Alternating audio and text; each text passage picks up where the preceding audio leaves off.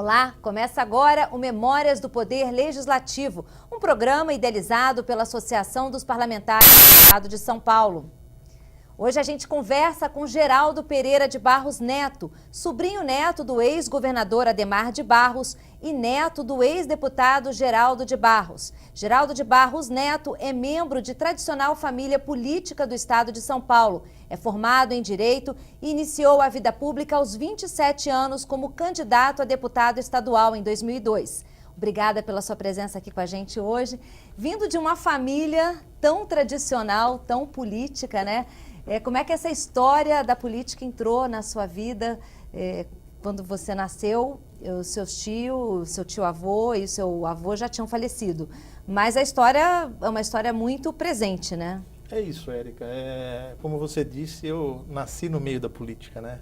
Então é difícil de desvencilhar. Então eu tenho duas linhas que eu costumo falar. Primeiro, eu nasci na política e gosto muito de política. Segundo, que eu adoro a história como um todo, né? Então, navegar pela história da minha família realmente foi muito prazeroso. Eu conversava muito com meu pai conviveu muito, tanto com o tio quanto com o pai na política. Foi político também, foi vereador, foi prefeito, candidato a deputado estadual também.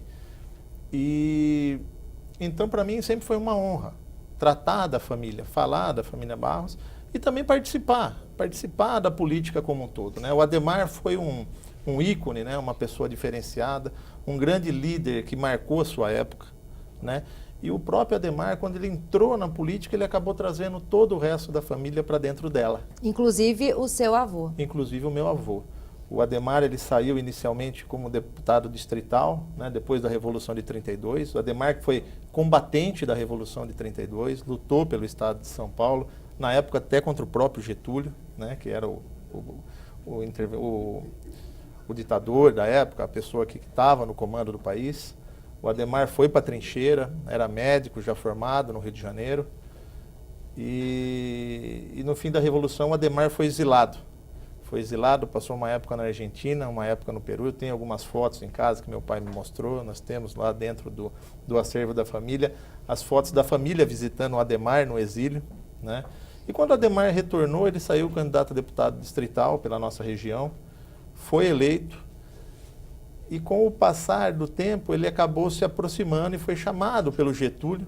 Ele já tinha um papel de destaque dentro da Assembleia Legislativa na época.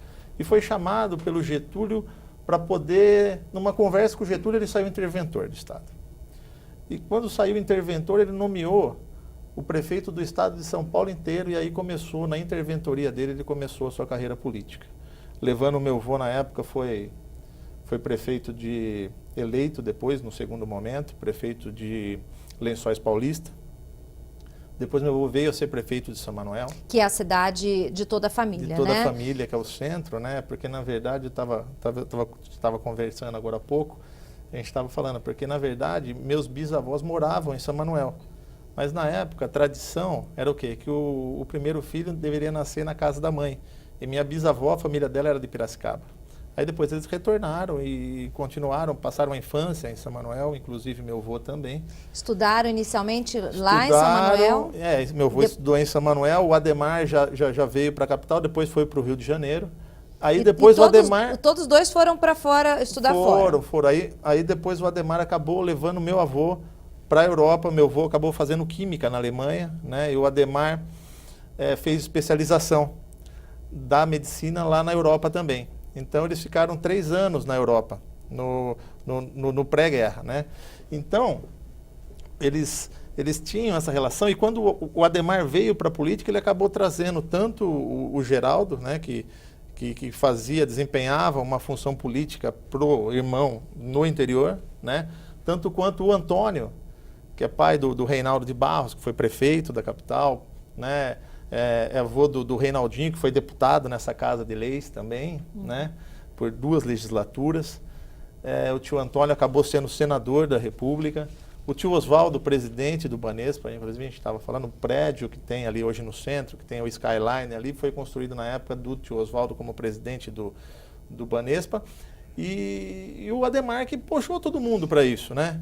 Da onde que você acha que vem esse espírito inovador do Adhemar de Barros? E empreendedor, e no sentido de fazer obras assim inexplicáveis que só foram entender um tempo depois, né? Da onde que veio ele era realmente diferenciado? Tinha o que o seu pai falava um pouco? Sim. O Adhemar era um visionário. O Adhemar era uma pessoa acima da média, né? Ele, tanto no setor privado quanto no setor público, ele foi fenomenal, né? O Adhemar, quando ele não estava exercendo a política, ele estava na vida empresarial, ele chegou a montar cerca de 40 empresas, diversos ramos de atividade, uma delas a Lacta, outra delas a Band. Quer dizer, então, era uma pessoa realmente que tinha uma visão acima do normal, né? Empreendedor também, isso, né? E tinha toda uma mística, né, em torno do Adhemar. Ele era uma pessoa de um carisma extraordinário, né?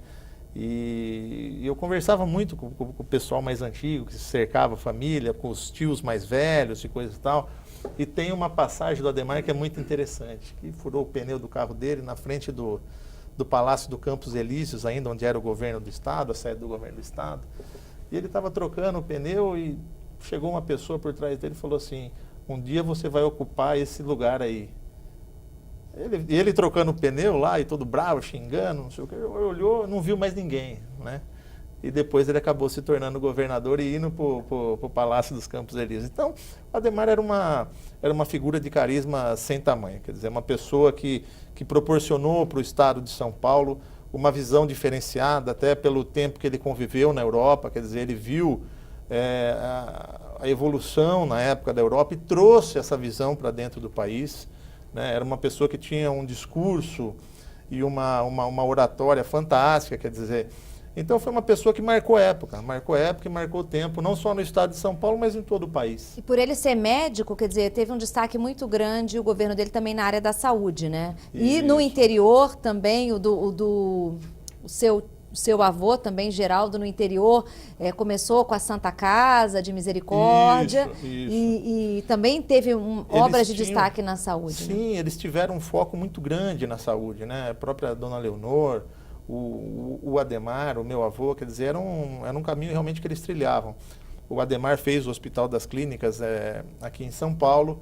O meu avô, na época, era provedor da Santa Casa em Lençóis Paulista e junto eles conseguiram fazer um hospital que na época era um sanatório para tuberculose, em Rubião Júnior, em Botucatu, que hoje é o Hospital da Unesp, que atende hoje a região inteira ali.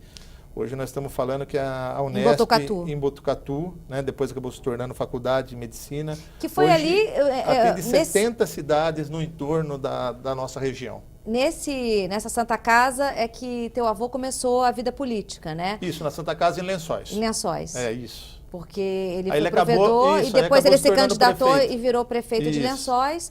E depois de Lençóis... Voltou a prefeito de São Manuel e depois se candidatou a deputado estadual, no qual ele foi 2 vezes. Duas vezes aqui por São Paulo. Por São Paulo, depois foi deputado federal. Ele pegou, na época, ele ainda foi deputado federal no Rio de Janeiro, onde era a sede do Legislativo Federal, e pegou os 2 últimos anos dele já em Brasília. O Juscelino estava fazendo a transição já na época do Rio de Janeiro para Brasília, e ele acabou pegando o começo de Brasília ainda. E eu acredito que essa parceria dos 2 irmãos, né, deve ter dado muito certo, porque com a ajuda do Adhemar, o Geraldo conseguia fazer um desenvolvimento maior aí no interior paulista. Exatamente, exatamente. Quer dizer, quando o Adhemar, governador, meu avô chegou a ser o deputado estadual mais votado do estado. Então, naturalmente, por quê? Porque tinha um trabalho realizado, né? Ele tinha um trabalho realizado e meu avô nunca recebeu salário. Todo o salário que ele recebia, ele doava para uma instituição de caridade. Eu tenho todos os recibos até hoje em casa. Olha que bacana. Né? Eles tinham uma estrutura familiar sólida, quer dizer, eles vinham da cafeicultura, eles tinham, até numa das fotos que aparece ao fundo aí, tem o meu bisavô, o Adhemar, e o meu avô andando a cavalo na Fazenda Redenção. Quer dizer, tradicionalmente era uma vida agrícola, né? Tinha uma formação do seu bisavô. Meu bisavô.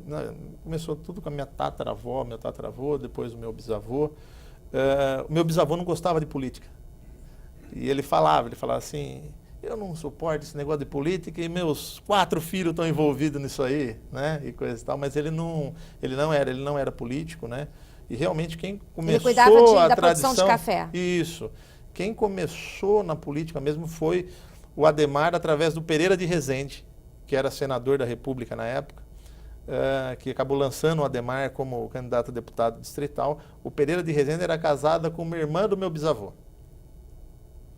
E, né? o Geraldo, quando vocês, enfim, a sua família toda que é do interior, o Adhemar foi governador 2 vezes aqui, né? 2 vezes. 3, na verdade. Ele foi interventor 1 vez e 2 vezes eleito. Só foi mais tempo de mandato que o Adhemar, só o Geraldo Alckmin. Pois é. E a relação dele com a Leonor, né? Quer dizer, ela teve um trabalho também muito expressivo na área social, de destaque que poucas mulheres tiveram na área social. Exatamente. Como ela teve, né? Na época, a dona Leonor era uma figura realmente cativante. Eu cheguei a conhecer a dona Leonor. Inclusive, na primeira semana, Adhemar de Barros, que o Adhemarzinho, filho do Adhemar, fez em São Manuel, né, no museu. Na época, meu pai era prefeito, a tia Leonor foi. E ela era realmente uma pessoa ímpar, de um carisma tremendo, e com toda certeza ajudou o Adhemar a ser o que o Adhemar era, a galgar o caminho. Quer dizer, era uma pessoa que abraçou a causa, uma pessoa muito ligada à família, uma pessoa voltada para o social, e que foi uma das primeiras, acho que foi a primeira dama que teve esse papel, essa função dentro do Estado de fazer parte do social. E realmente ela arregaçava as mangas, ela ajudava na área da saúde, ela lutava pelo social. Ela fez a marcha pela família, foi isso? Fez, quando da Revolução de 64, ela fez a marcha da sociedade pela família, pelos costumes, quer dizer, então ela tinha toda essa preocupação, ela tinha uma grande liderança. Era política também, Era né? política também. Tanto que quando o Adhemar foi cassado, né, em 64, foi exilado na França, o Adhemarzinho depois acabou saindo candidato em 66, o filho do Adhemar, e ele foi eleito o deputado mais votado, acho que da história até hoje. Se eu não me engano, proporcionalmente, acho que mais voto que o Tiririca. E na época, o Adhemar não podia estar no país, a tia Leonor fez a campanha para o Adhemarzinho, junto com ele, fazendo o filho, na época, deputado federal, né, para poder resgatar essa imagem do pai, porque o Adhemar, quando foi exilado, dentro da questão do golpe de 64, o Adhemar apoiou o Exército na intervenção, mas o combinado era o quê? Era que o Exército assumiria o poder e convocaria eleições diretas. E não aconteceu. E não aconteceu. Tanto que o Adhemar sairia candidato, o Juscelino sairia candidato, aí quando o Exército tomou o poder, ele não fez eleições diretas, cassou o Adhemar, que era governador do estado, que tinha ganhado do Jânio a eleição, foi a última disputa dos dois. O Jânio tinha renunciado à presidência da República para o João Goulart assumir e veio disputar o governo de São Paulo com o Adhemar, e o Adhemar ganhou do Jânio. E assumiu na época, quer dizer, então era oposição ao João Goulart. E daí aconteceu isso, quer dizer, o Exército acabou caçando os direitos políticos do Adhemar e exilando ele. Ele acabou sendo exilado na França até a morte em 69. Ele morreu na França. Morreu na França em 1969. O Adhemar, tem algumas curiosidades. O meu avô, antes do Adhemar ser cassado, o Adhemar era governador ainda, e o meu avô precisou passar por uma cirurgia aqui no Hospital das Clínicas, e o Adhemar entrou na sala de cirurgia para acompanhar a cirurgia do meu avô, e meu avô estava com câncer já no intestino. Tanto que a eleição de 64 foi a última que meu avô acabou disputando, né? Depois ele acabou, o câncer acabou tomando conta dele, e ele morreu ainda 1 ano depois do Adhemar, ele morreu em 70. Ele lutou bastante tempo contra o câncer, né? Lutou bastante tempo contra o câncer. Mas ele, eu acredito que quando a gente passou por esse período de dificuldade, o período da intervenção militar, deve ter sido muito difícil para quem foi governador de São Paulo. E ele tinha uma relação muito próxima com Getúlio, né? Sim. Ele chegou a ser candidato 4 vezes à presidência, foi isso, Adhemar de Barros? O Adhemar foi candidato 2 vezes à presidência. Ele seria a terceira em 1950, mas ele acabou não saindo porque o vice-governador era oposição, o Novelli Júnior, porque na época o vice era eleito separado do governador. Então a pessoa votava no governador e no vice. E o Novelli Júnior era oposição ao Adhemar. Então ele não quis sair do governo do estado para disputar a presidência da República e acabaram buscando Getúlio lá em São Borja, que já estava aposentado, por Getúlio voltar. E falam, inclusive, que o Adhemar, na época, era o general da vitória, né? Eles falavam, porque marechal da vitória, não lembro o termo. Mas por quê? Porque o Adhemar fez uma campanha muito pesada para o Getúlio em São Paulo e fez com que o Getúlio ganhasse a eleição em São Paulo e propiciasse a eleição para presidente da República. E depois o Adhemar saiu candidato 2 vezes, inclusive uma que ele foi derrotado pelo Jânio e depois ganhou do Jânio no governo do estado. Quer dizer que foi subsequente, né? Porque ele perdeu a eleição no qual o Jânio ganhou e o João Goulart ganhou como vice. E depois ele acabou ganhando do Jânio a eleição para o governo do estado depois que o Jânio renunciou à presidência da República. Que obras, né, no interior você destaca de ação social e que foram relevantes aí em Lençóis ou na própria cidade da sua família também, que foram feitas pelo seu avô Geraldo? Pelo meu avô Geraldo, é o que a gente comentou, eles eram muito focados na questão de infraestrutura, então colégios, postos de saúde, eles fizeram realmente, eles marcaram época nesse sentido, né? Então você pode pegar, por exemplo, o Adhemar. O Adhemar, na interventoria dele, ele fez a Anchieta. E no último mandato dele de governador, ele fez a Castelo Branco. Quer dizer, então... As principais. Você imagine na época, nós estamos falando de 1948, a interventoria, ele fez a Anchieta. E em 1960, ele começou a Estrada do Oeste, que depois acabou tendo o nome de Castelo Branco, né? E se a gente for analisar, o Castelo Branco que caçou o Adhemar. E o Adhemar que fez a Estrada do Oeste, que acabou se tornando a Castelo Branco. Quer dizer, então, o meu avô acabou lutando muito tempo para conseguir fazer a ligação de São Manuel até Piracicaba, a rodovia, inclusive, que leva o nome dele, Geraldo de Barros, Geraldo Pereira de Barros. E eu estava até comentando agora há pouco com o Tonico Ramos, que a época, quando foi inaugurada a estrada, o meu avô já havia falecido, né? Então os deputados fizeram a propositura de colocar o nome da estrada com o nome dele, o governador vetou. E a Assembleia derrubou o veto do governador e fez a homenagem para o Geraldo, que lutou. Quer dizer, então eles realmente lutaram muito pelo interior, eles transformaram o estado de São Paulo e voltaram a fazer com que o estado de São Paulo reavivasse, porque tinha acabado de sair de uma revolução na qual o estado de São Paulo tinha sido aniquilado pelas forças do Getúlio, quer dizer, então eles voltaram a transformar São Paulo na locomotiva que São Paulo é. E esse é um legado dessa política, é um legado que foi passando de geração em geração, né? Como é que você vê o cenário político hoje? Você foi pré-candidato, você foi candidato em 2002, é pré-candidato esse ano a deputado estadual. Isso. Como é que você vê o cenário de transformação? A gente acabou de passou por um impeachment, a gente tem uma movimentação política e econômica muito forte, um ex-presidente da República preso. Como é que você vê o cenário político agora atual? Eu vejo o seguinte, eu acho que essa eleição vai ser uma eleição histórica, né?